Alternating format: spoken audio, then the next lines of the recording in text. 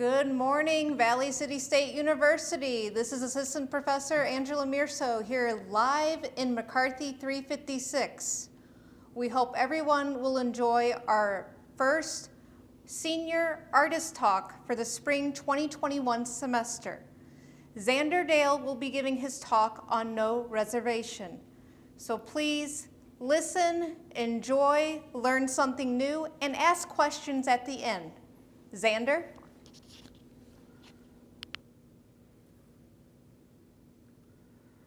Hello, Yat'e. This is my senior art show, No Reservations, and let's get into it. A little biography of myself. You see there's a little early self-portrait, and then a next very current self-portrait.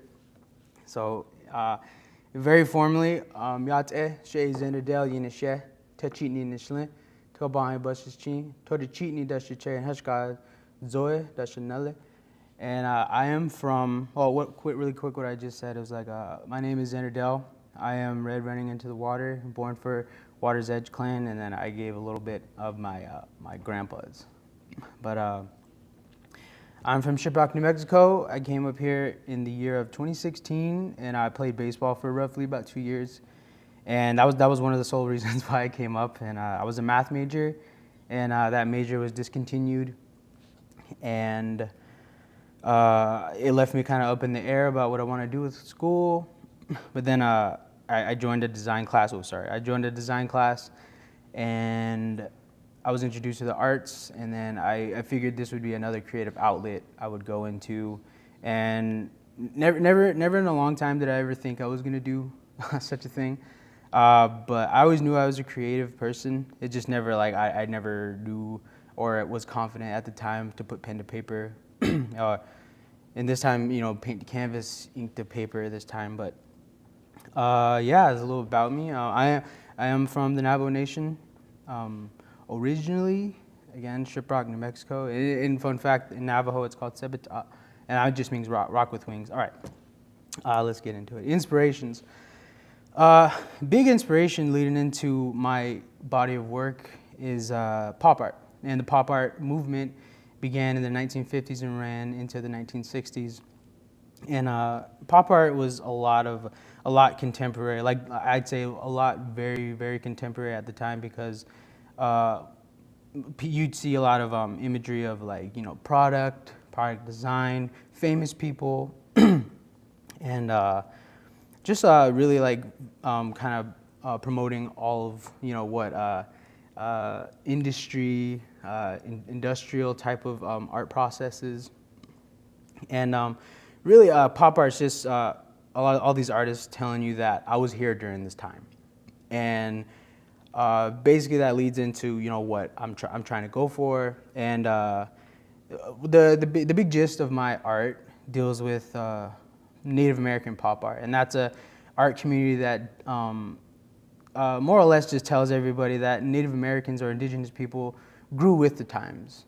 And so finding that connection of, like I said, pop art was like artists who said that I was alive during this time. And I was just showing you that Native Americans have been alive for so many times. And that's just a nasty edge I like to keep in my head to help push out these art pieces. And I'd like to, one of the pop art movement ideas was to blur high art and low art. So if you were to continue to use repetitive images, it kind of make the price of it go lower and lower. And so that was one of the motives, just to blur high art and low art. And that was another key idea. I was able to blur commercial American Indian art and show you some actual original American art, whether it be whether I draw a still life or anything. But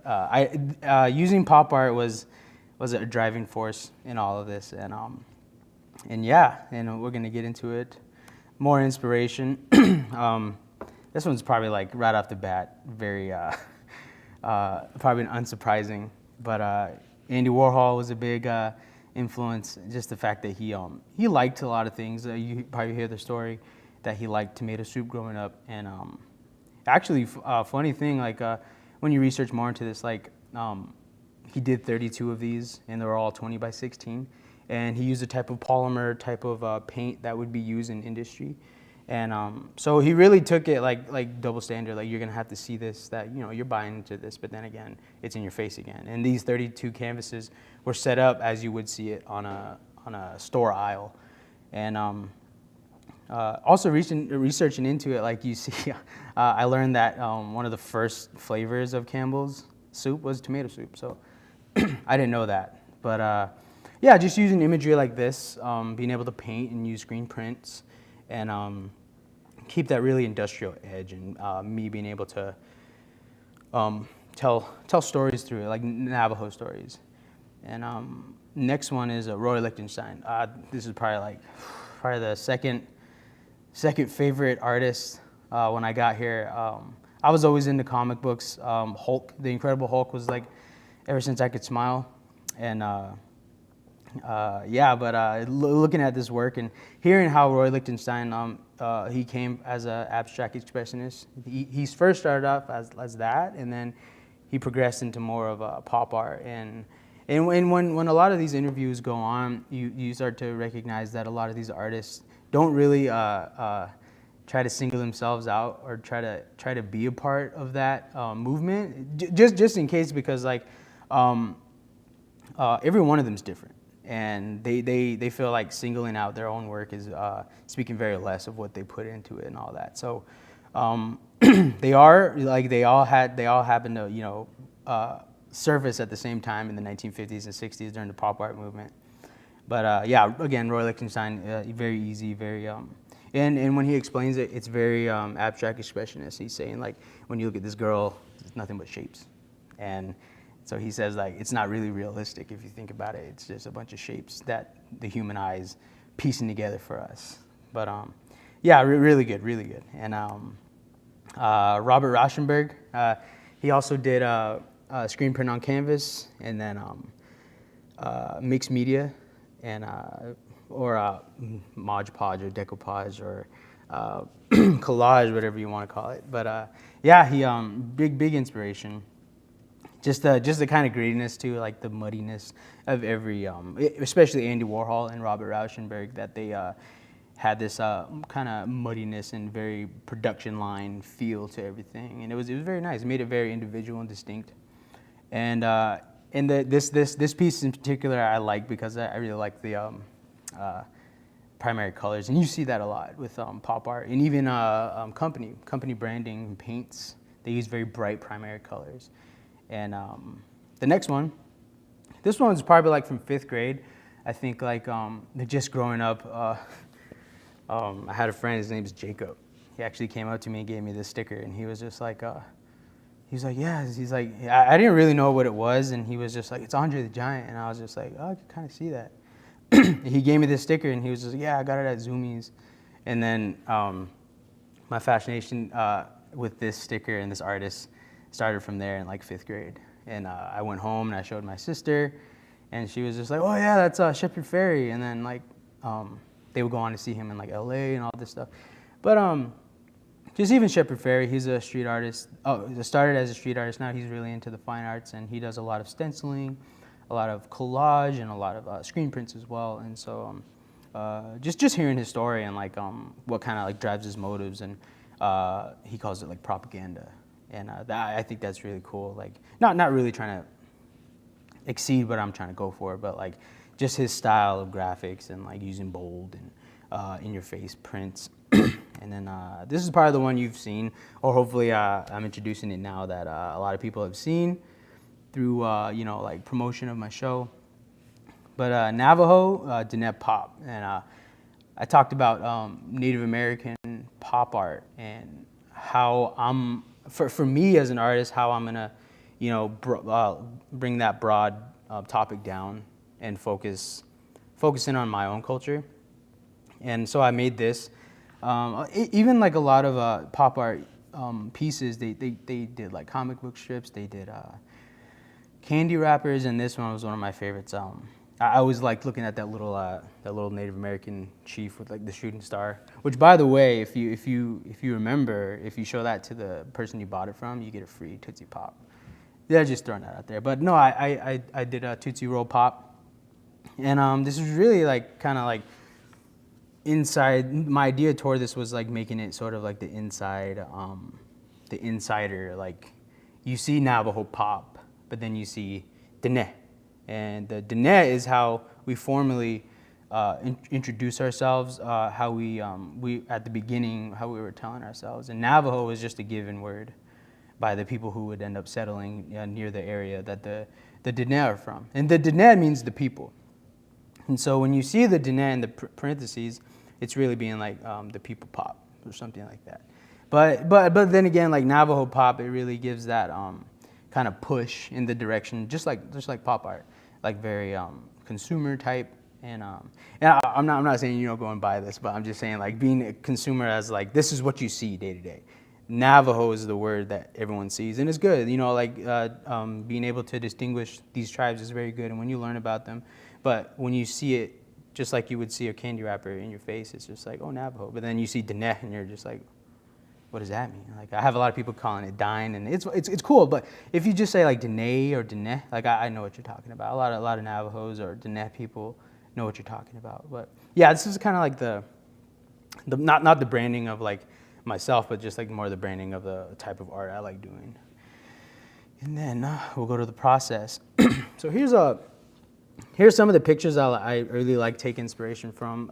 Another inspiration, but really like when I get the gears turning and I get the brainstorming going, that I look back at what contemporary issues are going on, what storytelling am I trying to get across. I even have like a box of like shredded up scraps of like comic book strips, yellow pages, messing with typography in that way. And speaking of typography, the Rolla, North Dakota poster. My girlfriend took a picture of that.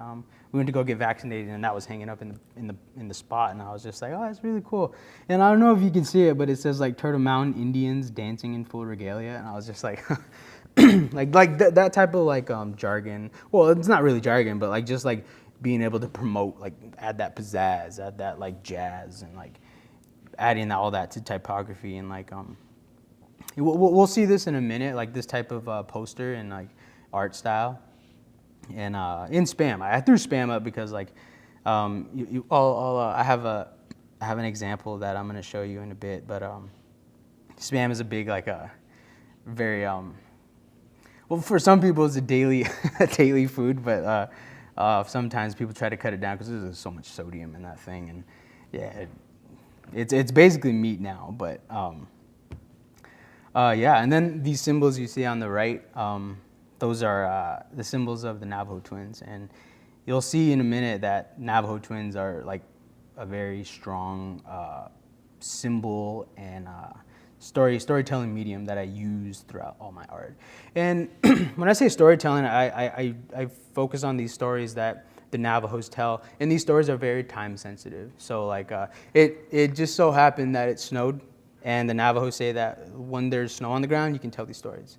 So God, everyone else was looking out, and they're saying, here, we'll just give you this little light toss of snow, and you can tell. So, but yeah, these stories are very time sensitive, and I'm saying like I want to share these so that these stories don't die out, and that's very harsh, but in reality that's where it's coming to, and that sounds like a lot of pressure on me when I say like I'm being solely responsible. It's very hard for one person of a Native American or indigenous tribe to represent as a whole.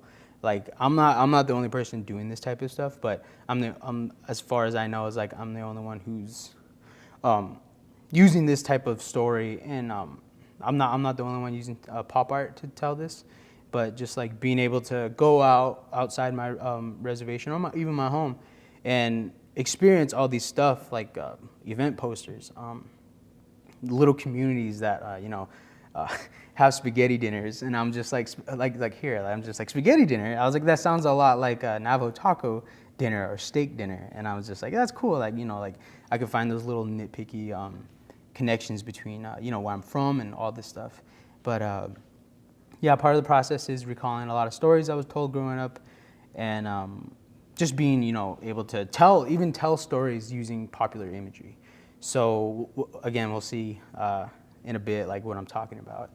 And painting, I do in my show, in this body of work, I do a mix of paintings and screen prints. And just like Robert Rauschenberg and Andy Warhol, they used, Andy Warhol used the screen print and sometimes painted his stuff. And Robert Rauschenberg, he would screen print and paint. And I didn't have this guy in my slide, but his name is Klaus Oldenburg.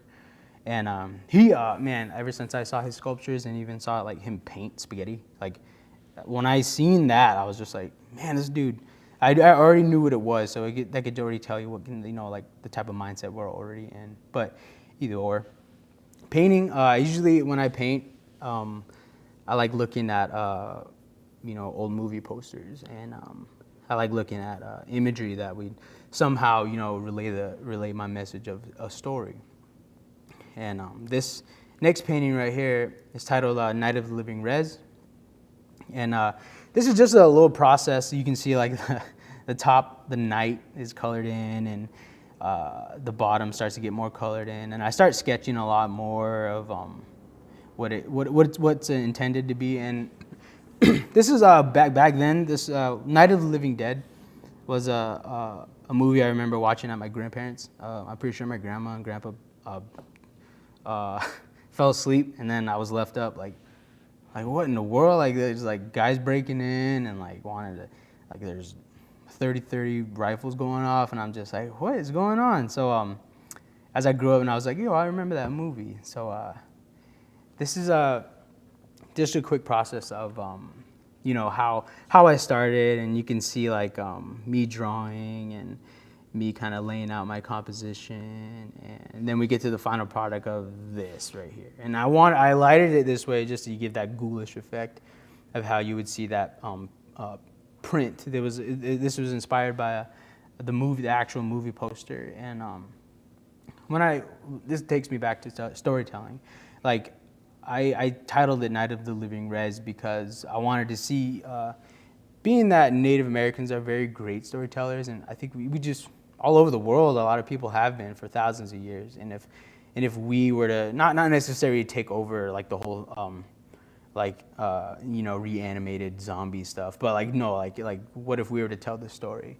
And this is really just breaking boundaries of like what happens at night on the res. You know, like I grew up, and during fair time there's a lot of, you know, crazy shenanigans, but like it's just not only that crazy stuff I'm trying to focus on, because that can happen anywhere. Like, you know, you hear a lot of cops being called in this stuff. So this is really just a statement of being like, you know, this is home. This is a great place. You can communicate and eat late at night, go to ceremonies, walk to the gas station.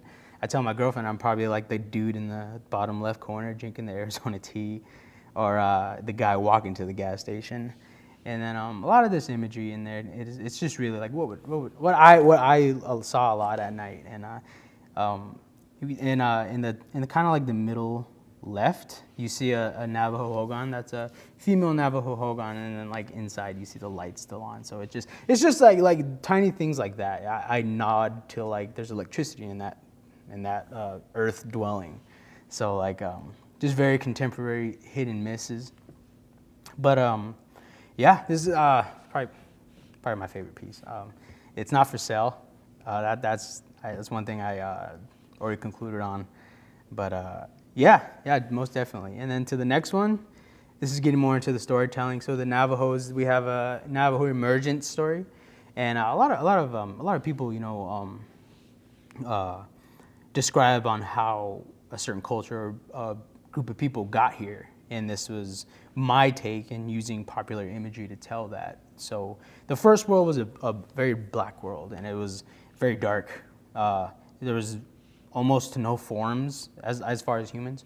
And the coyote is a very prominent symbol in the Navajo culture and in many indigenous cultures, but like he was one of the first ones that were there. And as we go through these, you'll see the theme of like I use a number, and then you can find that number, And then in here I use the symbols of Spider-Man and Batman, because there was spiders and bats, and then you see flames and you see ants. Like I really tried to bring in a lot of stuff. The only thing I left out was screen print, and it was a big collage. And I put I painted ants and ticks and formless beings, and then coyote, and then this world was also destroyed by fire, so they escaped. And on to the next one, second world.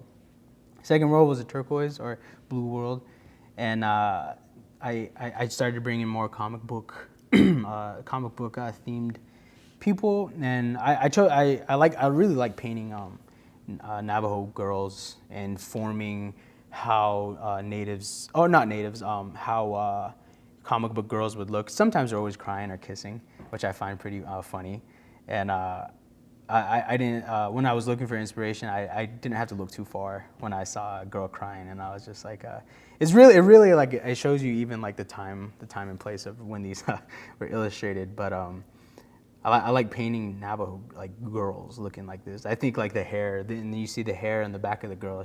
That's called a tsiet, and that's traditionally how the men and women would wear it. But I like painting that. That's really interesting. It makes me think of like Charlie Brown or Batman when I see it inside those circles. But anyhow, she's crying because pain and sorrow followed from the dark world, the black world, and you see the number 2. And a lot of these number fonts, they're very instilled in my mind, like the $2 bill. That's why I painted up there, like the 2. And then there's this world. There was a lot of birds, locusts. It's a different type of locust. But that's a big part in like entering worlds, leaving worlds, the locusts, and this world, and also in every painting you get to see a reminiscence of the coyote. So if you see up, down, and right and left, you see his paw prints, and that was just symbolizing like when he got there, he was running around the world and like checking it out. And this world was destroyed by wind, and so you can see the fan right there. And so they would jump into the next world.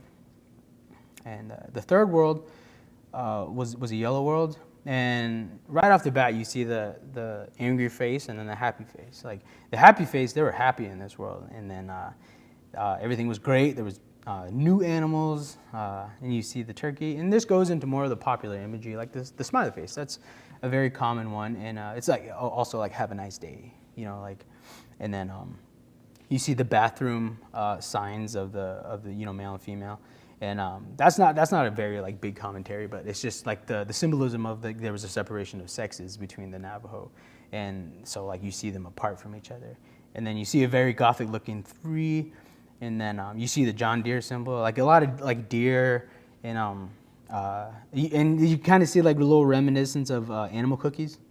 And a lot of these animals started showing up more, so I painted animal cookies. And then you see Wile E. Coyote, and that's another thing with Wile E. Coyote. When I go back and watch his Looney Tunes with the Roadrunner, I'm just like, man, even the scenery is very, very awesome. Like when you see the shadows inside those cartoons, it's like, man, these guys are really inspired by like Southwest and like, all the colors, and like, were they also inspired by like Southwest trickster stories? Because every time the Wile E. Coyote gets busted, and that's almost every time with the Navajo Mutt-E, they call him, the trickster. And you see he has a little light ball above his head, and that's kind of common Wile E. stuff. But like that was supposed to symbolize that he's going to take a water monster's baby.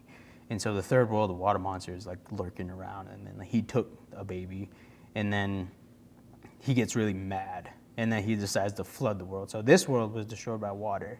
And so you see like a lot of these directionals, they're going this way, that way, this way. I was trying to play with like the motion of waves, and then like you see the John Deere symbol running away from waves. And and then we move on to the next one. Oh, and then another thing, like a big thing I did was a turkey up in the right-hand corner. And you see like the very kind of popular image of like, hand turkeys. And I made it very present that his tips of the feathers were white, and you see that on almost every turkey. And but that was to symbolize like the rising water and the foam, and the turkey was the last one to leave this world. That's why the water touched the turkey's feathers, and then now forever it's white, and that's the foam from that rising flood. And here's the fourth world. The fourth world, every now and then, like, and again, these stories, I'm picking big symbolic images that I can turn into popular imagery and use that. And a lot of those images are, they have their own meaning, but this is just showing you, like, I've seen this, and this is how I can tell you that I've been here, and that these stories I'm going to still carry on. And this is the fourth world. Some people call it the glittering world, and a lot of prominent Navajo figures are introduced, like changing women. So up in the right hand corner, you see the pop art girl, and now like that, the morphing of her face, like that was my easy interpretation of just changing woman. And then you see in the middle left, you see the recurring theme of like fourth, and then you see the Gerber baby. I thought that was like an easy one. And printing, it's always blue, so like I can be like, oh, I could pass as a water monster baby. And you see like a coyote like shouting, so he's getting an earful, and he's being like, yo, why'd you steal that baby? Like, we like that place. And then you see the symbols down at the bottom of the twins, and then they're surrounding monsters. So this is when like a lot of my favorite stories come into play, of them like clearing the monsters from the world so that the Navajos can live peacefully. And in the red kind of stencil looking shape, that's a male hogan. And a lot of these structures started to come into play in the fourth world. And they say that we're living in the fourth world now. And sorry, we're living in a fifth world now. And that one's like, more digital. And you see the arrows on the left, like it's telling you this story still continues today. So like all these stuff. And but yeah, these are meant to be, not really meant to be, kept together. I really painted them in order to be like, these can stand alone. But if you put them together, you can kind of get like what's going on. And this is just a little shot of them all side by side, and a good direction. And you see the numbers 1, 2, 3, 4 popping up and down, and you see the collaged first, second, third, fourth, very mix, all that good stuff. But yeah, and then the next one. This is going back to more of a pop art. And like I mentioned, in pop art, Andy Warhol would like to use a lot of famous actors of the time, and a lot of popular icons. And this is how Monster Slayer is depicted through a Yebiche ceremony. And the twins, they would fight monsters, and then later on they would become sort of these deities and like gods, and represent a lot of hardship, a lot of stuff that a lot of people go through in life. But these to me are a lot of popular figures, and I remember first time seeing one as a kid. They would always come up, and during fall, the fall's the Navajo New Year, is because the harvest happens, and once we get the harvest, it's a new year. But these dancers would come around fully masked like this, and I remember seeing one at a flea market with my dad, and then my dad was just like, don't say anything. And then like I was like, what's happening? And I was like, they would come up to you, they have like ash on their body, they have the mask on, everything, they have little bells, you're like, what's going on? And then he just like reached in like the box we had to keep our cash at the flea market, and he pulled out like $20, and then he put like Rice Krispie treats inside the bag they were holding out, and I was like, what in the world? That was really scary at the time, but then you grow up and you start learning like why that happens. It was just like a kind of like a donation, so for the upcoming ceremony that was about to happen.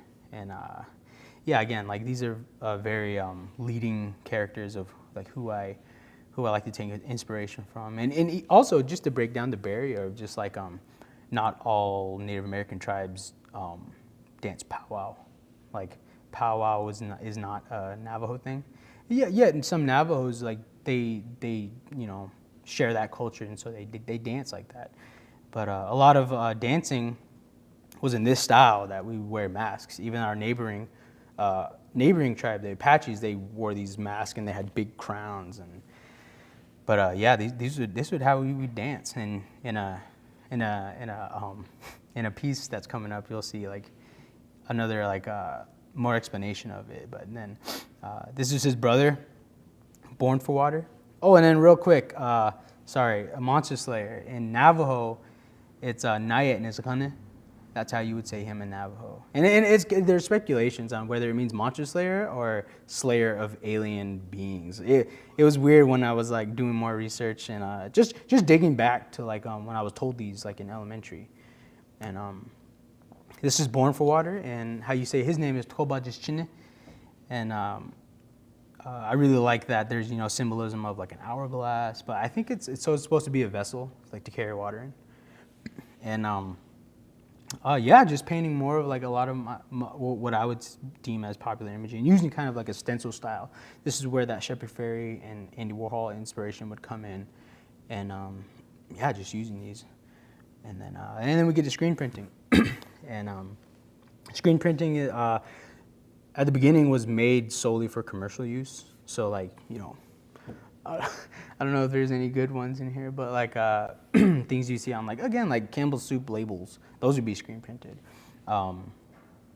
Some screen print shops still do like signs, so like yard sale signs, or like if you have an event, concerts, they have a bunch of screen prints just to get the information out like that. And the screen printing process, I brought a few examples here, and on the right picture, you see a squeegee, and this is a squeegee that I use a lot. I kind of at one point put one of the symbols on some of these squeegees, just to be like, oh, this one's good, like the twin symbols. But this is a squeegee. I don't recall what type of durometer it is. But when I say durometer, it's just really the stiffness of this rubber part. And then sometimes as you go over this. As you go over the screen and the mesh of the screen, this sharp edge starts to dull down. You can kind of see this one's dulling a little bit, but you can also get these sharpened. But yeah, durometer, when I say durometer, it's really just how like stiff and how like accurate you need to be with your ink. So when you pull, it's really again like stiffness. And these come in a wide range of sizes. And this is probably one of the ones I use a lot because like one thing my girlfriend kind of teases me about is how big I want to print. Like I want to print like 24 by 36 at one point, but I don't have such a size for it, such size of screens. And then on the right picture as well, there's a little snippet of an emulsion screen I use, and this is a screen. Like this is the one that we'll see in a minute. But this screen, it has a mesh on it, and I believe this is a 110 mesh. So basically what a 110 mesh means is that for every inch inside this screen, that there's 110 threads going down and 110 threads going that way. So it's pretty, pretty sophisticated, and like it also like makes a cool sound, I think. But 110 is pretty modest and pretty like low in the thread count. For Christmas I was given one that was like a 240. So that one's for like a really precise, like you don't want any too much ink coming through. It's a lot of like controlling and being very precise, a lot of stuff, and even the emulsion too, how it takes to a 110 versus a 240, and yeah, and these get bigger too.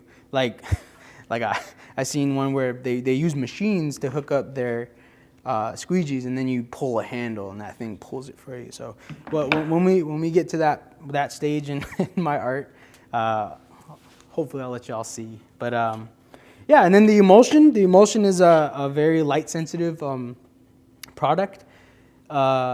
Usually when you get up to like light intensities of like almost the sun, well, exactly the sun, but like when you expose this, well, when you set up the screen's dark. You can see like the little negative spots, like that is all you see. And then when you would set up the emulsion, usually be on this side, you can see like my little messies. But yeah, you would set this up, let it dry, and then once it's very this feel and dry, you get your image. And with printmaking, it's almost like what you see is what you get. And I have this little transparency I made right here.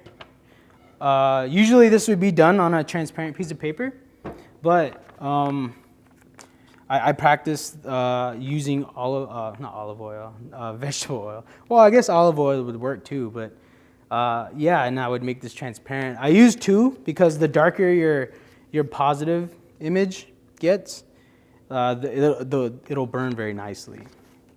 And so light would be exposed. That would be on we have this big light bed, and light would be exposed through this onto the screen. And that light sensitivity stuff, once the light will pass through the emulsion, but the black won't allow it to pass through. So this part inside the screen will get very brittle, and after the exposed amount of time, you'll be able to wash it off. So it gets very weak while this hardens, and then you can wash it off with water, and then you're left with this. And then you use ink. So you see on the left side of the screen, that's the ink. Also with ink too, it gets very technical, and you can get some that are runny, you can get some that are already transparent out of the bottle. And a lot of these inks, I tried just to kind of like keep, just for myself, I tried to keep this the medium to where like if I can pour it out the jar and keep it like that, I think that's very like manufacturer type of mindset. Just like, you know, this blue's like, oh, I want my background blue, and then I have this blue. All right, fine, I'm gonna deal with that blue. So like just for me, but ink would go on here, and for safety, you would tape the ends, and just so ink won't run through. And then once you pull it, when I say pull it, it's this coming down, and that is also like flooding, they could say. But you would put your substrate, when I say substrate, I just mean like paper. You put it under there, and then you pull, and that ink, so again, where the emulsion is, the ink won't go through. And then, yeah, it'll just leave all this niceness. And one big thing about, like I said, 120 mesh between like a 200 mesh, like sometimes your emulsion, they call it sawtoothing. And these sawtoothing, it looks like the blade of a saw. On some of my text, you can see it a little bit, but also like I really like that grittiness. Like a lot of pop art, you know, like I said before, like there's this misprint stuff, and I really like that. And sometimes when I get like talking like this, like I'm the only one that can see it sometimes, but like other people see it. It's not really the case. So, but yeah, there's another one, and there's also another process. This is more of like a kind of reductive or just like adding. And this is a screen filler. And what I would do is I would set my image up on a table, put this guy this way, put this guy over like this. And this would basically act like photo emulsion, but it's not light sensitive. The only thing is that you're having to paint every little thing and just make your textures. And same thing, when you put your ink up here, tape up all your sides, pull your ink across, and that's it. And then where this this unfilled screen part, the ink would go through. And these screens in particular were used at the same time. Well, not simultaneously, but just like I would put my substrate down, print, and then these would be the 2 layers I would make my art out of. And then I'll get to the next one. And then what a night. This is just like kind of like the promotional poster. There's no like set dates or time on this, but this is just like the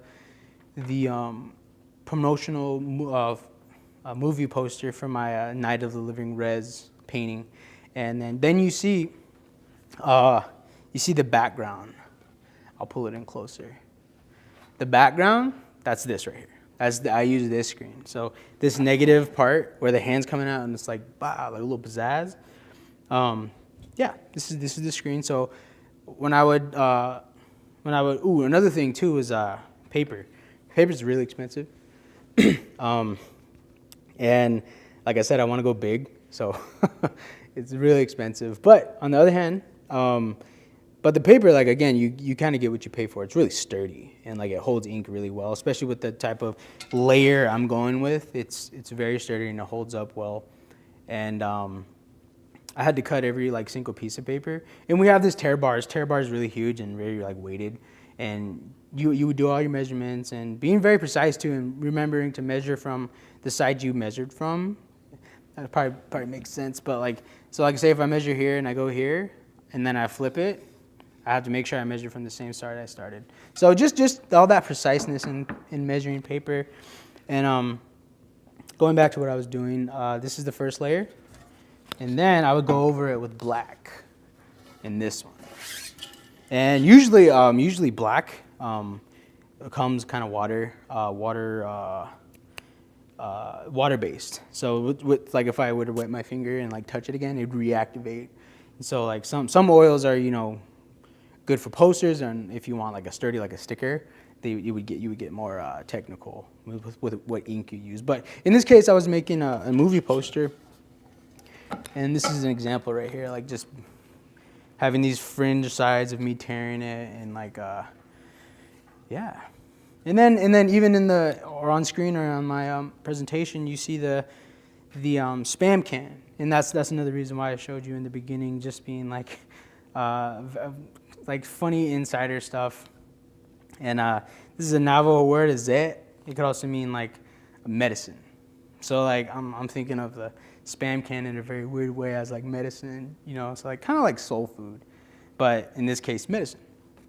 And I have a hand coming out of the spam can, just going with that like kind of zombie theme, or just like I'm really hungry. I don't know if y'all ever saw that like Ballpark Franks commercial where like the hand's coming out the stomach and like it's feeding him a hot dog. I don't know. It makes me think of that. That wasn't the inspiration, but but I have original like wording from the Night of the Living Dead poster, and it's "They won't stay dead." That's just kind of like stabbing at a tough talk of being like natives were put on reservations, just to kind of in a good sense test their limits, because this is just another piece showing that Native Americans can adapt to whatever environment they're put on. It's like they won't stay dead. And then that goes a long way, like, life, even culture. Like, I'm able to do this. I'm blessed enough to share these stories. And when I say the people, that goes back to, Danette. And that means the people, are still alive, a night with the res that cannot die. Just a lot of those promotional stuff I was talking about earlier.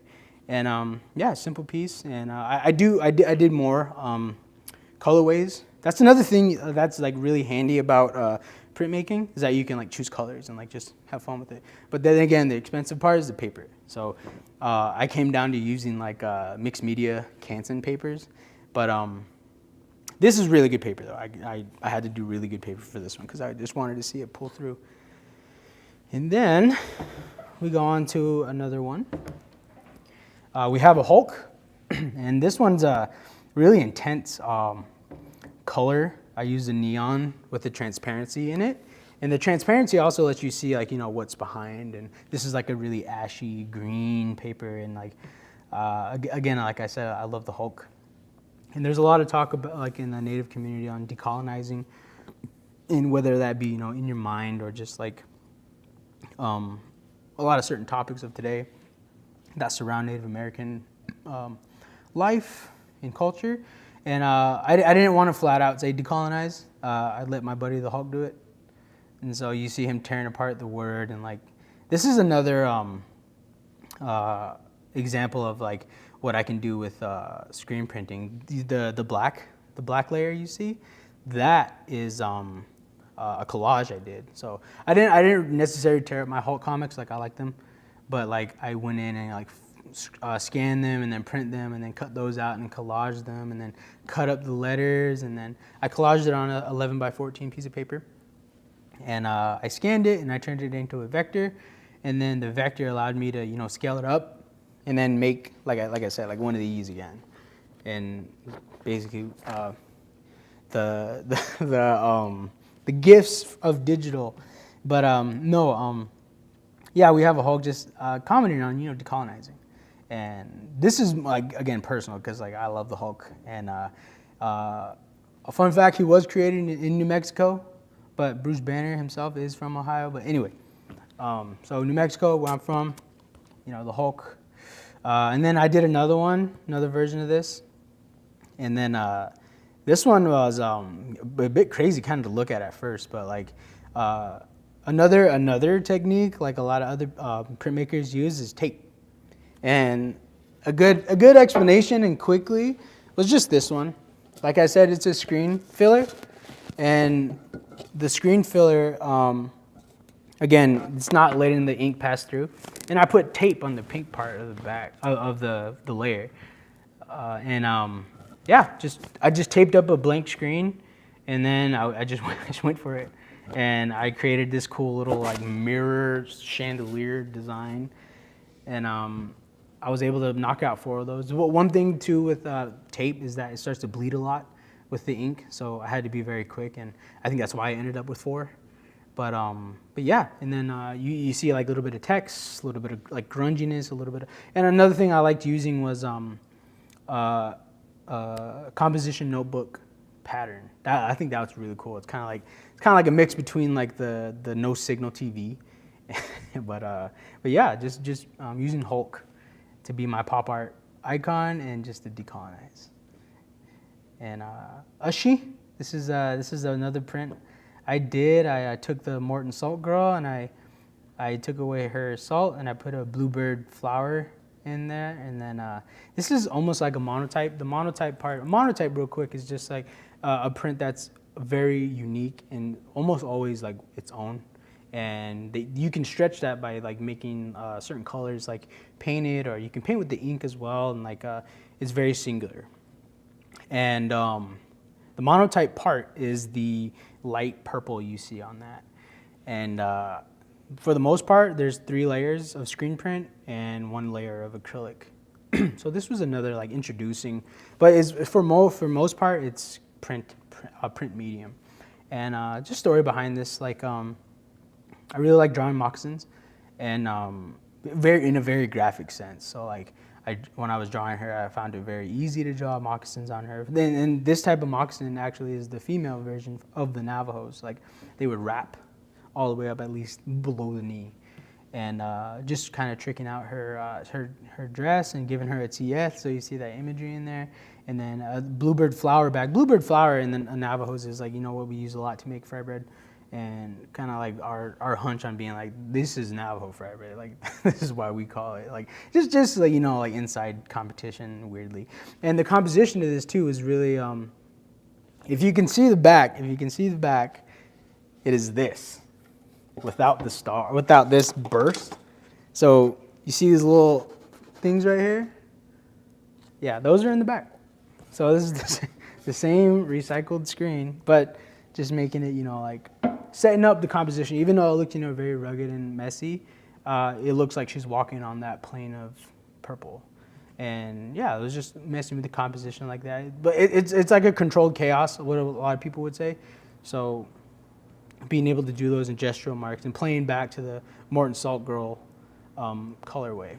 And then, like I was saying before, like talking about ceremonial dances, this one's titled Let's Dance, and it's going back more on like the Warhol and the pop art of a specific person. This is a dancer, and this is Monster Slayer. And Yep. And this one by far was the hardest. I mean, these are all 4 different types of editions, so in reality there's 40 of these, but I want to keep them as a set, so like there's 10 of them.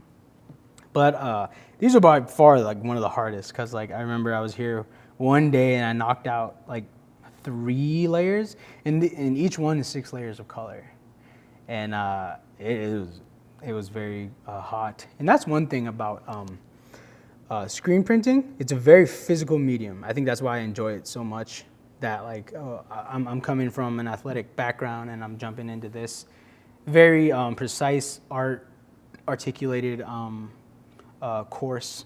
But like screen printing allows me to, you know, pull, go put it on a rack, go clean. A lot of printmakers say that printmaking is 10% product.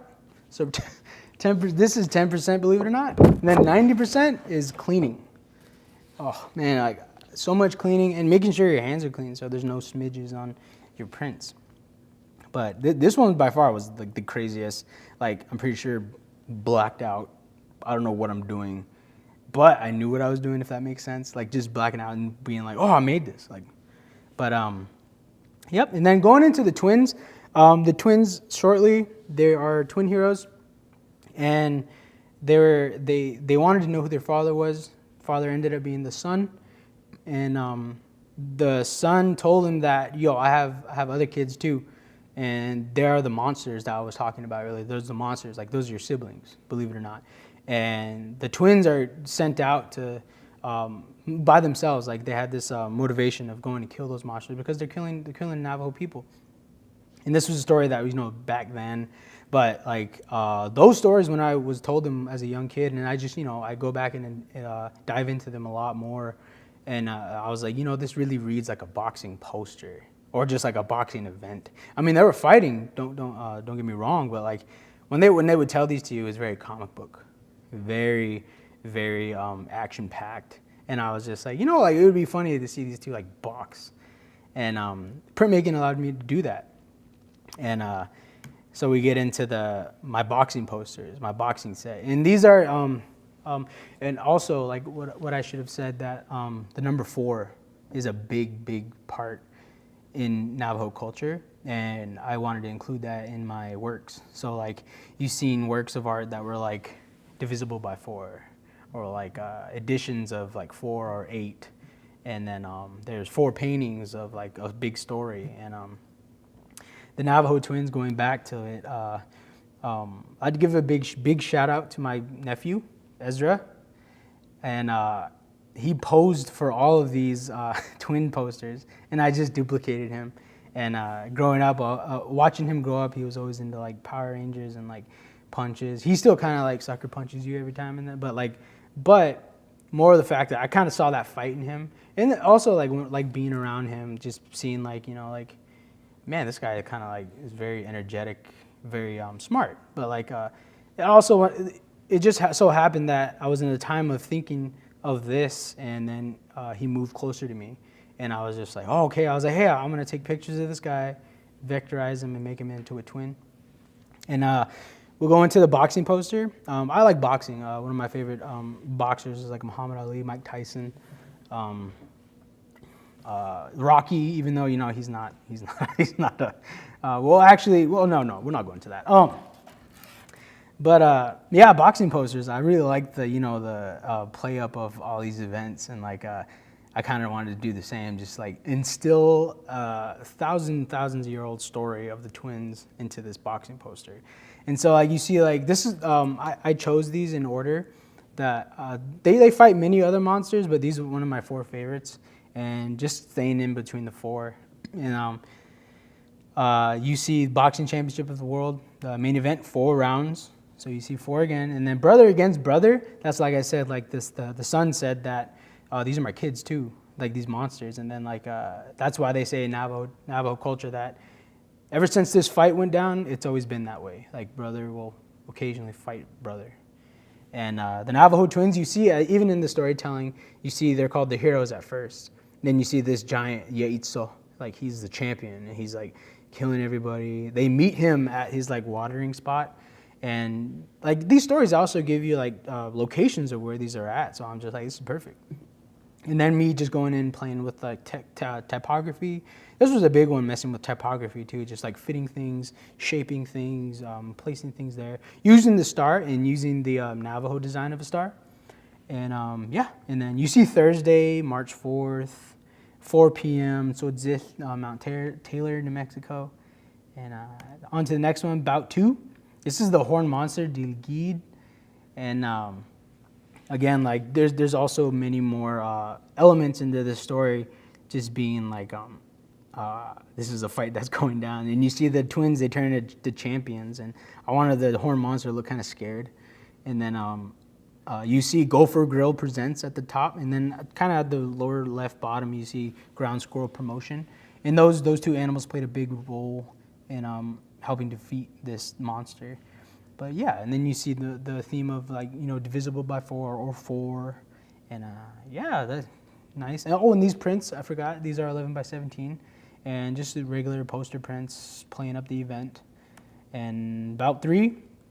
This is probably like one of my favorites because it's where I'm from. And this is a story that happened, you know, like they say this monster lived at the top of a rock that's back home. And these monsters too are very kind of open-ended. They give you a little detail of what it is, but like when they say flying monster, it could be like, you know, big eagle, thunderbird, something like that. But like I thought of it as a pterodactyl. And there again, yeah, like my little nephew posing for these and being very nice and understanding of it. And then also playing with like the words like the Navajo Nation sensations, like I thought that was pretty funny. And battle at the rock, you know, like kind of like rumble in the jungle type. But yeah, just messing with more. And then about 4, this is probably one of my favorites because like if you look like real close, it's blue, it's not black. And just playing with these more like pop poster colorways and like having a lot more to do with 4. And then this is the monsters that kill with their eyes, the one that they fought. And it's called Arai. Sorry.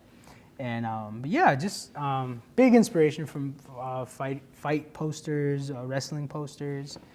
And yeah. And then we get into naturally flavored .2. And these are prints I did to help fill a big wall. I decided to put, I think it was like 12 by 6.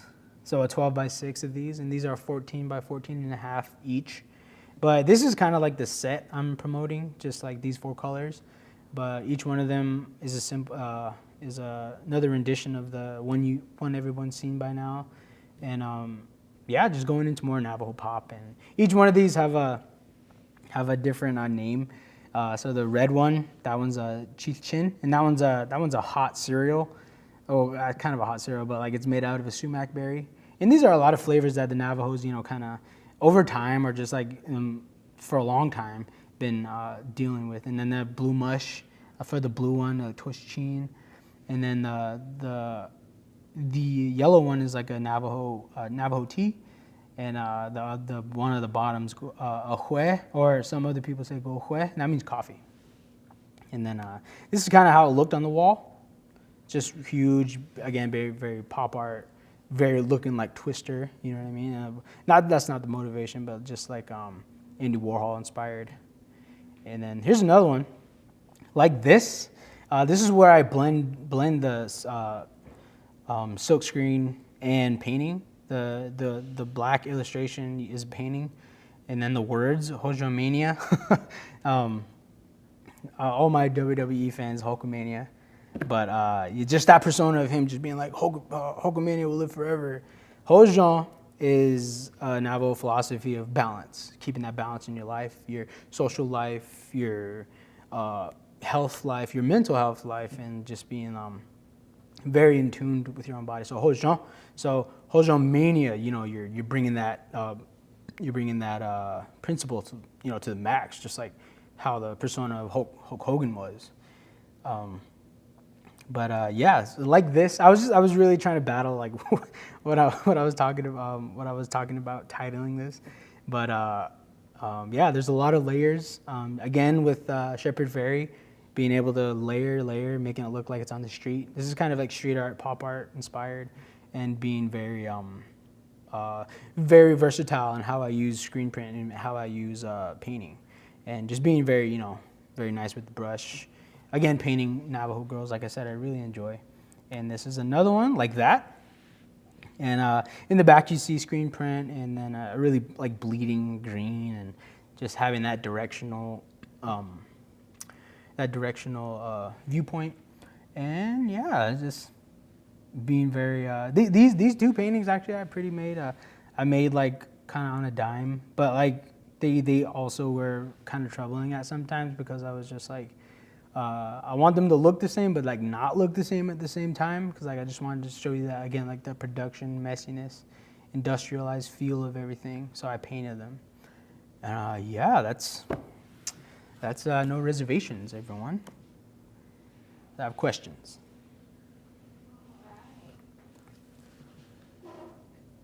We do have one Yes, they are for sale. And next question, which if they're interested in purchasing from you, is there any specific email to reach out to you, Zander? Or? For the most part, yeah. Like my school email, that one is available. If you, I feel like if you just search my name, Zander, it'll pop up, Zander Dale. Also, Instagram is a very like quick way, and most of the time I'm really in the studio a lot. So like even if like I'm pretty sure if you were to come up and look at it, I was in the studio, just like being very quiet because I knew it was like the show was up and I was just trying to like let people view. So if you do want to meet in person, like I'll most of the time be in the studio this week. So yeah. Awesome. What about pop art has drew you in? What about pop art? Well, really, it's just like kind of like how I view a lot of technical things of painting versus printing.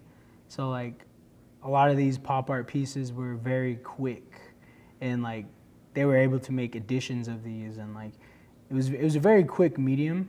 So like in a sense, like I liked having an idea and then getting it out as quick as possible. So I'd see it over and over and over and pick and pull. So I say just the quick and versatileness of pop art got me going and wanting to dive more into it. And also like a lot of these images, a lot of people see, native or not, like you see, and that's one connection that I can share with a person. Like they're like, oh, I recognize this as this symbol, but you use it as this, and I tell them why. But then I tell them like, that's just an object both of you and I see day in, day out. So that was another, those are the two main keys. Yeah. So the quickness and just the message. Sweet. Do you feel more connected to your culture now than ever before? Oh man, believe it or not, yeah. I keep telling my friends and even my girlfriend that it took me to get like at least 1,000 miles away from my culture and my people to be like, I like not that I have something, but it's just like I come from a place that like very strong cultural, and so like I feel really in tune with it, and just to be able to contemporarily portray that is nice. I say like I'm taking a stab at American Indian art as being like a very Southwest aesthetic, and those stuff, tribal and culturally, those are important. Like that's how you carry stories on. But this is another way like to show how like natives grew with the time, and I'm continuing that art practice, and but I'm doing it very differently. But yeah. Do you find, because I know you were a math major, but it seems like math still plays an important part in your art work, Zander. How does that? Very much. Well, yeah, like I'm challenged a lot, like with measurements, going inside my art programs to deal with like vectorizing stuff and pulling that out to size it up, down. So measuring is a very like I can be very precise because like math-wise I was able to do that, and also with like cost, I guess just adding and subtracting, but yeah, math does like linger here and there. I'm probably really rusty on my calculus and all that stuff, but like it plays a big role. And do you have any other inspiration, anything outside of art and math? I'd say horror movie, like the cheesy horror movies. Like I feel like those were like they had an idea and then they wanted to get it out, and they had a camera, and it looked very cheesy, but like sometimes you find those like very good inspirations from like the dirtiest or like the weirdest and ugliest of things, and then like you're able to pull these out. So like horror movies, sci-fi movies, music. I guess just the people I come in contact with, like whether they be other natives or just people. Yeah, just meeting other people. And how did you learn your different printmaking techniques? There was an old instructor here. She introduced me to screen printing, and I think it was just from there. Like, there was no leash at all when she showed me. She just showed me how to set it up, and then from there it was just, you know, YouTube, pick and pulling, leaving stuff out to, you know, be on its own, and just finding that specific type of screen print, and researching and like looking at others how they would do it. At the start, I'm just like, oh, I have to be like very precise, and that's a good tool to have. But like the style I'm kind of going for, just making it look very aged. Like I have room to be messy. So, like I said, using a 110 mesh was good for that grittiness and messiness. So, but yeah, like learning different techniques came just like by researching and like talking to other printmakers and practicing. And do you prefer screen printing or lino cuts? Or are there any pros and cons? Oh, wow. Well, yeah, Linocut is a reductive type of printmaking, and like I said, like it adds, like I have this grittiness that I like. So even if I make a mistake in Linocut, and there's a certain style, you know, like you're playing more with shadows than you are light, and like I said, with print, what you see is what you get, and I feel like I'm a lot safer when it comes to that. So I'd say screen print. But you know, like when I'm feeling it, I'll go to Linocut. Like I have a box full of little ones, but like for production purposes, yeah, screen print, I'd say. And with your show, how has been the reception of it so far, from what you've noticed from people looking at your work over the years, and how do most people react? Yeah, it's really good when you hear feedback from like something you've you know, you're face to face with a lot, and just being able to hear that feedback, you know, is just another aspect of people supporting you and being like, you know, I like what you're doing, whether they're indigenous or not. Again, like that is the a very pushing standpoint, but like the maintenance guy, he comes in and then he's like, man, I always see your progress. So even at the latest of nights when we're told to get out, he's like, hey, I've seen your progress from then and now. It's really good. So like, that's one solid person aside from faculty. Faculty's like, thank you. But like, aside from faculty, well, he is faculty, but like aside from like teachers, but like he's the one that's just like, he weirdly has the inside like look at everything, and then like he looks at like art that has one layer of like ink and stuff. So like, yeah, he got very behind the scenes stuff. So but no, hearing all that feedback is very supportive in my eyes. And look, do you have any advice for students coming into VCSU, or just art students, not majors, who've taken art class? What's advice you can give them, Zander? I would just say keep practicing some little form of art. It doesn't have to be, you know, in the visual sense. It could also be like music. You know, just like I'm not saying like go out and like have this, but it's always nice to have a creative outlet of some sort, whether it be like sports, like I had, drawing, even just sketching, like, you know, little notepad, something. But just being able to, you know, express yourself, because like everyone has a creative mind. I think as art majors we get a lot. It's just like I can't draw stick figures, but like, you know, like stick figures is a big. You know what it is. Everyone knows what it is. It's like a circle and 4 limbs. So like even if you can do that, you're communicating. So whether it is communicating with someone or communicating to yourself, that's the big thing. Like you're telling yourself like I can communicate this message, whatever it may be. But just having a creative outlet to those who are coming into VCSU or wanting to become an art major, just like trusting yourself, keep drawing. You don't necessarily have to tell everybody or like tell everything. It's just that mental note that you take down, and it's not in the shape of a message being like, you can do it, you can do it. Even if you want to do that, that's fine. But yeah, just being able to express yourself through an outlet like that. And what are your plans after graduation, Zander? I am gonna go after a graphic design degree, whether it be a certificate or even go into a job that's art focused, and just use my talents and kind of refine like a lot of like printing stuff. I still want to print. It's a medium I think I'm going to be doing like till I can't. And painting as well. I found that painting with black and white is very like helping me a lot. See, weirdly, it's helping me see color. So yeah, after I'm gonna be going after a graphic design certificate and continuing my craft. And you're hoping to still keep printmaking until? Yep, until I can't. Is there any other art forms you're like, I really want to try, but I haven't had the chance to try yet? Let's see. An art form.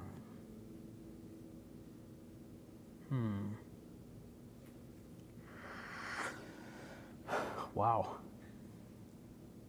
It's not that I've tried everything. it's being like which one I would like to. Shoot. Probably sand painting back home. We were having I remember in elementary we had a little demo, and I was just like, holy moly! I was like, how can like guys sit this long and do these? And it's a ceremonial practice too when you do sand paintings, and that's probably one thing I'd like to do, just like have that experience and like just view the techniques of how they would do it.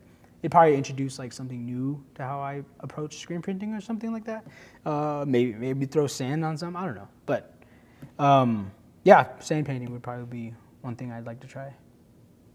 And are you hoping to stay around North Dakota or go back to New Mexico when you're done? I think I'm gonna stay around for a little bit more, whether that be North Dakota or somewhere else. But I'll visit home, like home's home. But I got a little more to do.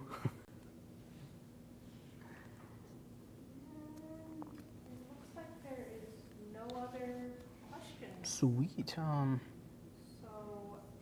again, thank you, Zander. Yep. Thank you for being here at VCSU. You're sharing your talents, your culture.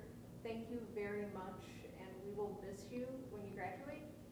And I'll miss hearing your stories every single time in painting class. So, everyone else who's tuned in, thank you very much on this snowy April day that we heard Zander's stories from No Reservation. And please do come up to McCarthy 3rd floor, see the show, sign the book, guest book, and we hope you will come back on April 29th to hear Zoe Cook's artist talk on explorations. So we will see you then. Thank you.